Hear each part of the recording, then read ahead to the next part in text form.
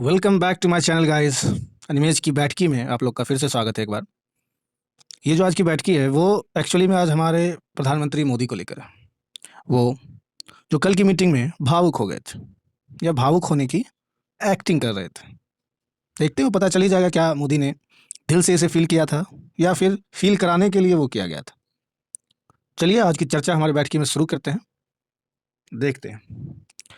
अगर मेरा ये जो रिपोर्ट है या फिर जो चर्चा मैं अपने वक्तव्य में इसमें लिखता हूँ वो आपको अच्छी लगे तो प्लीज़ इसे लाइक करें, शेयर करें, कमेंट करें और ज़रूर से सब्सक्राइब भी कर लें, ताकि आगे वाली चर्चा इसी तरह आपको अधिक जानकारी और आपके आस-पास हो रहे एक्टिविटी को आपको जानने में फ़ायदा पहुँचाएगा। तो वाराणसी के डॉक्टरों को संबोधित करते वक्त भावुक हुए पीएम मोदी। नया नारा दिया। नारा देने में हमारे प्रधानमंत्री को ऑस्कर मिल जाना चाहिए। इन्होंने कहा, जहाँ बीमार वहाँ उपचार, यानी जहाँ बीमार लोग हैं वहाँ उपचार भी होगा। ठीक है भाई, कैसे होगा? अपने से खुद से करेंगे या हॉस्पिटल्स में आप फैसिलिटीज़ देंगे? डॉक्टर भाई देख ही नहीं रहे हैं तो उपचार होगा कैसे? या सिर्फ एक ये नारा था? अच्छी है, एक और नया नारा हम लोग और पढ़ देख लिए। खैर, इन सब चीज़ को छोड़ते हुए इस चर्चा में कुछ प्रश्न हैं, वो मैं आपको बताता हूँ। क्या भावुक हो जाना पीएम मोदी के गलतियों को छुपा सकता है? क्या भावुक हो जाना पीएम मोदी की गलतियों को छुपा सकता है? तो जवाब है नहीं। क्योंकि मेरे हिसाब से जो गलती यहाँ की सरकार कर रही है वो किसी और विकसित देश ने नहीं की। अब बोलेंगे ऐसा क्या किया भाई? विकसित देशों ने कोरोना को देखते हुए गाइडलाइंस कंटिन्यूसली फॉलो करवाए जा रहे थे। यहाँ की सरकार ने बेछूट छोड़ दिया। भाई बेछूट नहीं छोड़ेंगे तो हमारा इलेक्शन कैसे होगा? फिर है, वहाँ की सरकार ने वैक्सीन के लिए ऑर्डर कर दिया 2020 में ही, अप्रॉक्स अगस्त के महीने में ही। और यहाँ की सरकार घोड़े बेच के सोते रही। और भी ऐसे बहुत सी चीज़ें हैं, मैंने इस चर्चा में या फिर इस चर्चा को जो मैं पीडीएफ तैयार किया हूँ उसमें है, उसी को देखते हैं। तो जवाब है नहीं, क्योंकि जो गलती यहाँ की सरकार कर रही है वो किसी विकसित देश ने नहीं की। ठीक है, आप वैक्सीनेशन प्रोग्राम देख ही रहे होंगे अपने आसपास, फिर आप सोचते होंगे कि मोदी सरकार ने क्या गलती की। तो जान लीजिए, पहली गलती ये है कि वैक्सीनेशन स्टॉक में रहे बिना ही इतनी बड़ी वैक्सीनेशन प्रोग्राम को शुरू कर दिया। हमारी जो बीजेपी गवर्नमेंट है ये बहुत ही हड़बड़ी में रहती है हमेशा, जिससे कि यहाँ के पब्लिक को, यहाँ की जनता को बेवकूफ़ बना सकें और ये बता सकें कि आपकी सरकार कितनी कार्यरत है, आप कितनी चिंता है आपकी उसको। लेकिन सच्चाई तो कुछ और ही होती है। सच्चाई तो कुछ और ही होती है, जो आप लोग सभी जान रहे होंगे। भले एक्सेप्ट ना करें या ना बोलें, लेकिन सच्चाई आप भी जान रहे हैं, यहाँ की सरकार भी जान रही है। बीजेपी की सबसे बड़ी गलती यहाँ की जनता को जनता नहीं एक कस्टमर समझ रही है। जैसे कस्टमर को दुकानदार क्या करता है? एडवर्टीजमेंट देता है, प्रलोभन देता है, बहुत ही ज़्यादा ऐड दिखाकर बेकार से बेकार चीज़ों को बहुत ज़्यादा इंपॉर्टेंट बनाने की कोशिश में रहता है। वही काम यहाँ पे बीजेपी कर रही है। आगे बढ़ते हैं। और जनाब, वैक्सीनेशन हो कैसे जबकि सरकार ने कहीं कोई ऑर्डर दिया ही नहीं, जबकि विकसित देशों ने 2020 में ही ऑर्डर दे दिया था, बल्कि अपनी जनसंख्या से ज़्यादा ऑर्डर दे दिया था। अगर आप सरकार के बजट पर ध्यान दें तो 35,000 करोड़ इसके लिए आवंटित किए गए थे भाई। 35,000 करोड़ आवंटित किए गए थे बजट में। जब आप सरकार के कार्यों पर गौर करेंगे तो पता चलेगा कि वे हमें बेवकूफ़ ही नहीं महामूर्ख समझती है। मेरे इस पॉइंट पे गौर कीजिएगा, ये बेवकूफ़ नहीं, हमें महामूर्ख समझती है। आप पिछले 6 से 8 महीनों का न्यूज़ देखें, आईसीएमआर की कोई गाइडलाइंस नहीं आई थी। मुझे लगता है मैंने इस बार जब कोरोना पीक पे चला गया है तब आईसीएमआर की ने मीटिंग की, नया-नया गाइडलाइन जारी किया, फिर बताया कि हम लोग हैं, आप मरिए। मरने में कोई दिक्कत होगी तो आप बताइएगा, ठीक है? आखिर मैं पूछता हूँ, क्यों ऐसा हुआ? क्या कोरोना केस खत्म हो गया था क्या? मैं पूछता हूँ कि गाइडलाइंस क्यों नहीं आए इतने दिनों से? क्यों सरकार ने इसे रेगुलेट करना बंद कर दिया? क्यों? कोरोना केस खत्म हो गए थे क्या? आप अभी ऑक्सीजन प्लांट लगवा रहे हैं, आईसीयू बेड बनवा रहे हैं। पिछले 1 साल से आपने क्यों नहीं कोई कदम उठाया जिससे जनता को इस भयावह स्थिति से आप बचा सकते थे, या जनता इस भयावह स्थिति में ना फंसती, ना यहाँ की जनता मरती इस तरह से?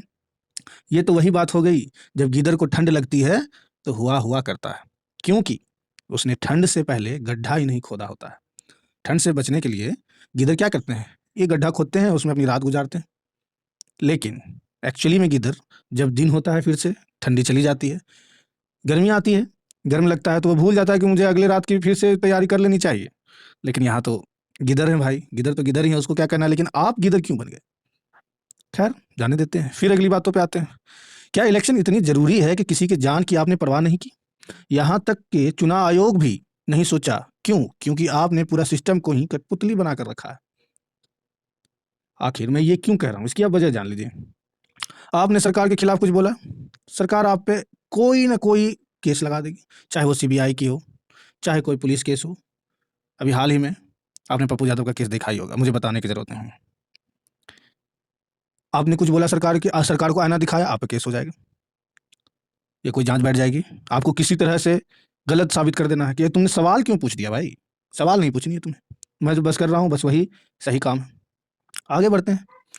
हॉस्पिटल है पर इलाज नहीं होती, हॉस्पिटल है पर इलाज नहीं होती, एम्बुलेंस है पर पेशेंट नहीं ढोता, कुछ मुफ्त दवाइयों की लिस्ट सटी होती है सरकारी हॉस्पिटलों में पर स्टॉक में नहीं रहता, वैकेंसी है जॉब नहीं मिलता।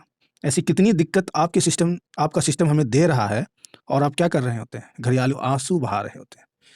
क्या आपने जो इलेक्शन में भीड़ जमा की, आपने यूपी में प्रमुख की प्रमुख की ही शायद इलेक्शन थी जिसमें कि कुछ बहुत सारे टीचर्स की डेथ हो गई है, और आप यहाँ क्या कर रहे हैं अभी, घड़ियाली आंसू बहा रहे हैं। आगे बढ़ते हैं। आपकी इलेक्शंस टाइम पर होनी चाहिए, बच्चों 2 साल स्कूल न जाए वो हो सकता है, आपको फर्क नहीं पड़ता। सालों से कई कई यूनिवर्सिटी बच्चों के साल बर्बाद करते हैं, आपको फर्क नहीं पड़ता है। जो प्रोफेशनल कोर्स 2 साल में होने थे 4 साल लग रही हैं, आपको कोई फर्क नहीं पड़ता है। आपको इलेक्शन जरूरी है। अरे भाई, आपके संविधान में प्रावधान है ना कि अगर किसी इमरजेंसी में इलेक्शन की समय आए तो 1 साल की इलेक्शन टाला जा सकता है। क्या आपने टाला? नहीं। आपने क्या टाला? बच्चों का एग्जाम। आपने क्या टाला? बच्चों की पढ़ाई। आपने क्या टाला? लोग जो कोई काम ढूंढ सकते थे, जॉब मिल सकता था, वो आपने टाला। ऐसे तो आपने साल खराब कर ही दिए हैं। जब से आप आए हैं, वैकेंसीज की किल्लत हो गई है। वैकेंसीज आ रही हैं दिखाने के लिए, सीटें हैं नहीं। खैर, वो भी ठीक है, आगे बढ़ते हैं। अभी आप आंसू बहा रहे हैं। खैर, आप हमारे देश के प्रधानमंत्री हैं और हमारे गार्जियन समान हैं, इसलिए उसका सम्मान करता हूँ, पर हमें कृपया करके बेवकूफ़ ना बनाएं। अभी भी वक्त है, आप बेहतर काम कर सकते हैं। इसी उम्मीद से हमने आपको 2 बार वोट किया था, गौर कीजिएगा। इसी उम्मीद से हमने आपको 2 बार वोट किया था, एक 2014 में और एक 2019 में। 2014 में आप पे हमें होप दिख रहा था, आप पे हमारा भविष्य नजर आ रहा था, वो आपने तोड़ दिया। 2019 में हमने आपको वोट इसलिए किया कि चलो 2014 से आपने बेस बनाया है, इस साल आप काम करेंगे। लेकिन क्या कीजिएगा, हम तो जनता है और जनता को आप महामूर्ख समझते हैं। खैर, अब तो दूंगा नहीं, आगे बढ़ते हैं। हमारी उम्मीद पर तो आप कहीं भी नहीं उतर पाए मोदी जी, पर देश के लिए अभी भी बहुत कुछ कर सकते हैं। मैं बिहार से हूँ, आपसे शिकायत इसलिए कर रहा हूँ क्योंकि यहाँ के मुख्यमंत्री से तो कोई उम्मीद ही नहीं है। यहाँ नहीं मिस हो गया है, इसलिए बड़े अक्षरों में लिख देता हूँ, नहीं है। यहाँ के मुख्यमंत्री को सिर्फ कुर्सी पे बैठे रहना है, तो बैठे रहने दीजिए। हमारा क्या है, आपने हमारा 10 साल कैरियर का बर्बाद कर दिया। यहाँ के मुख्यमंत्री से हमें उम्मीद ही नहीं है। यहाँ एक कहावत होता है ना कि कीचड़ में पत्थर फेंकने से कीचड़ उल्टा हमें ही पड़ता है। यहाँ की सरकार कीचड़ से भी बद से बदतर है। लेकिन देखिए, तो सुशासन का ढोंग ऐसा होगा, लेकिन बिहार से बेहतर तो कोई राज ही नहीं। अरे जनाब, बेहतर था, आपने बेहतर रहने नहीं दिया। हमारे गौतम बुद्ध यहाँ से निकले, चंपारण का जो आंदोलन था यहाँ से स्टार्ट हुआ, राजा कर्ण की धरती थी, सब आपने मट्टी पलीत कर दिया। खैर, ये भी सही है, हमें तो सहने की आदत है। मैंने क्या कहा था, आप जनता को बेवकूफ़ ही नहीं महामूर्ख समझते हैं। महामूर्ख इसलिए समझते हैं क्योंकि यहाँ के लोग लाचार हैं, आवाज़ नहीं उठाना चाहते, लड़ना नहीं चाहते, फंसना नहीं चाहते, अपनी सादा जीवन जीना चाहते हैं। तो वो सादा जीवन जीने के लिए भी जीना जरूरी है। बस मैं ये इतनी सी विनती करता हूँ कि बिहार और केंद्र दोनों मिलकर यहाँ आप अपनी जनता के का जान बचाएं। आगे बढ़ते हैं, चलते हैं। अगर अपनी भावुकता को महसूस किए होंगे आपने, अगर मोदी जी ने अपनी भावुकता को महसूस किया हो, तो जनता के लिए कुछ कीजिए, क्योंकि जनता बहुत तकलीफ में है। इसी लास्ट सेंटेंस से मैं आज की चर्चा को समाप्त करता हूँ। होप करता हूँ कि मेरी फीलिंग से ही रिलेटेड आप सबकी फीलिंग्स होगी। अगर फीलिंग्स मिलती है तो इसे शेयर कर आगे से आगे बढ़ाएं, और जहाँ तक आवाज़ जाए लोग। खैर, पर्पस तो चर्चा करना है, इससे ज़्यादा का मैं सोचता भी नहीं हूँ। मिलते हैं नेक्स्ट वीडियो में, तब तक के लिए राम राम।